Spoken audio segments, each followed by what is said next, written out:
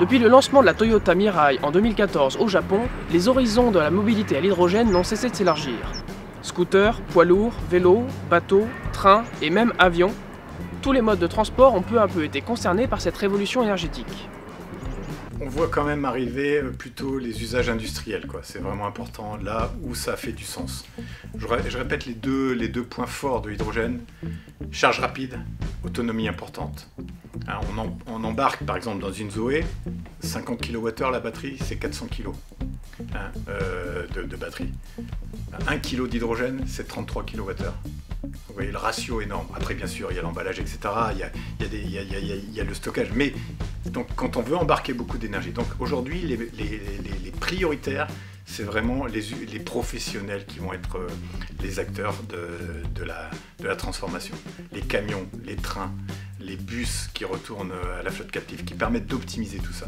Parmi les principaux intéressés en matière d'énergie propre, on retrouve les grandes métropoles et leurs transports urbains.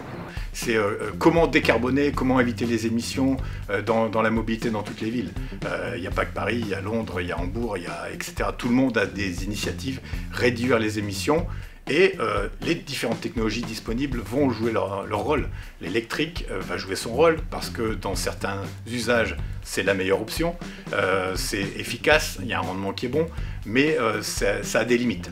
Donc quand on veut utiliser de façon intensive et qu'on a aussi des routes importantes, l'hydrogène fait du sens. Donc les villes sont des écosystèmes où on peut tester tout ça. Et on peut voir aussi l'optimisation qu'on peut faire en mixant les technologies. Il ne faut pas opposer les technologies. Chaque technologie a sa bonne part de marché, sa bonne utilisation, et l'optimum viendra de l'ensemble. Ce n'est pas en les opposant.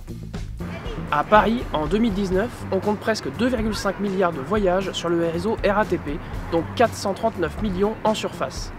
Alors on peut facilement imaginer l'impact des émissions de CO2 si la société remplaçait, disons, tous ces bus à motorisation classique par des bus propres. Eh bien c'est prévu.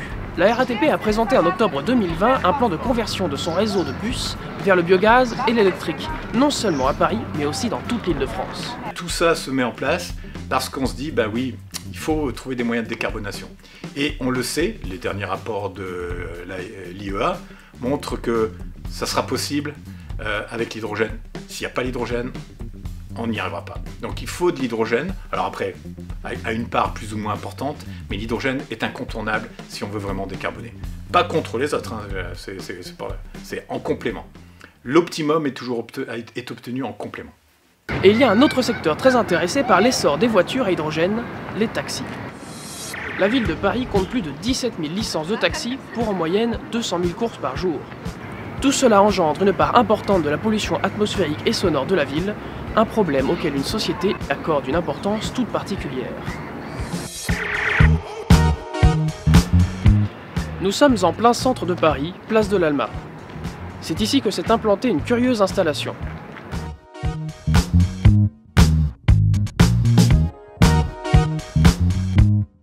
Il s'agit d'une station à hydrogène, utilisée notamment par la société de taxi Hype pour recharger ses véhicules.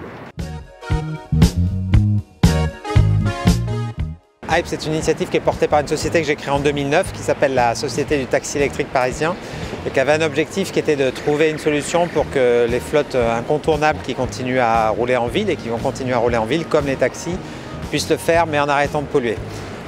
Et donc dans ce cadre, on a en 2015 lancé Hype, qui est donc une flotte de véhicules taxis qui utilisent des solutions de mobilité hydrogène. Et donc depuis 2015, on déploie cette flotte à Paris et on va maintenant commencer à la déployer également dans d'autres villes avec des objectifs de croissance ambitieux puisqu'on a pour ambition d'avoir à Paris pour les JO de 2024 10 000 véhicules en usage taxi à hydrogène. Qui se déploie sur un réseau d'une vingtaine de stations de grande capacité qu'on déploie en parallèle en même temps sur la zone Île-de-France et puis d'avoir répliqué Hype dans 15 autres villes en plus de la région parisienne. À terme, moi, la bonne voiture, c'est une voiture qui est zéro émission, c'est-à-dire elle a un moteur 100% électrique, mais elle est hybride, elle est alimentée à la fois par une pile à hydrogène qui produit l'électricité et avec un réservoir d'hydrogène, et par une batterie qu'on peut recharger, mais une batterie de taille raisonnable qu'on peut recharger de façon raisonnable. Et on se rend compte, quand on regarde le déploiement des solutions zéro émission que sont la batterie et les bornes de recharge avec les bornes de charge rapide et que sont l'hydrogène avec des stations comme ça, qu'en fait on ne peut pas passer à l'échelle sur la partie batterie en particulier, on ne peut pas augmenter les volumes si on n'a pas une solution de type hydrogène pour couvrir certains usages et pour s'ouvrir certains cas où les gens ont besoin de recharger différemment.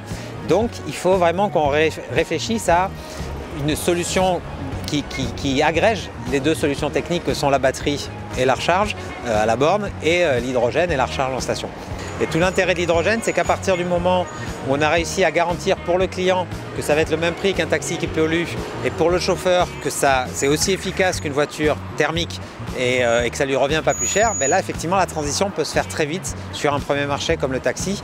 Donc oui, je pense qu'on va en quelques années modifier véritablement la physionomie de Paris sur un point important qui est la pollution de l'air et puis sur un autre qui est la pollution sonore. Là, on est place de l'Alma, en plein Paris, c'est très joli mais c'est extrêmement bruyant. Donc oui, je pense qu'il y a avec l'hydrogène une capacité d'accélération pour rapidement apporter des solutions pour que ces mobilités soient moins polluantes. L'objectif des JO est partagé par la ville de Paris qui compte électrifier 90% de sa flotte de véhicules municipaux d'ici à 2024. Ceci vient renforcer la politique anti-pollution de la ville qui, en 2024 également, interdira la circulation de tous les véhicules diesel, même les plus récents. De quoi orienter les futurs achats de véhicules vers des modèles hybrides ou 100% électriques, quand certains constructeurs lancent enfin leur gamme à hydrogène.